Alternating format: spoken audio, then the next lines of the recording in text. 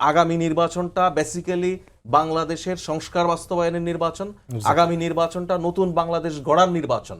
এই interim government সেই আয়োজনটা করছে, ইভেন্ট ম্যানেজার ওই কাজটুকু করে দিচ্ছে পলিটিক্যাল লিডারশিপের জন্য, যেটা পলিটিক্যাল লিডারশিপের মধ্য দিয়েই হবে।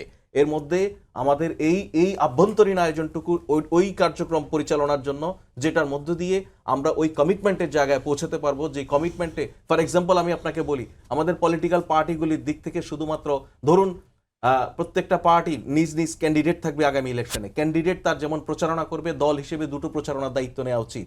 একটি হচ্ছে জাতীয় নির্বাচনে তার দলের ব্যাপার, আরেকটি হচ্ছে গণভোট। বিকজ গণভোটের ওই রঙিন ব্যালট কিন্তু মানে শুধু একটা ব্যালট না, এখানে রক্তের দাগ আছে, এটা মাথায় রাখতে হবে। সুতরাং ওই জিনিস ভুলে গিয়ে যদি আমি আগামীর বাংলাদেশ ভাবি, আগামীর বাংলাদেশ আমাকে জাস্ট ছুঁড়ে ফেলে দিবে, এটা হচ্ছে রিয়েলিটি। ওই জায়গাটা আমাদেরকে মাথায় রাখতে হবে।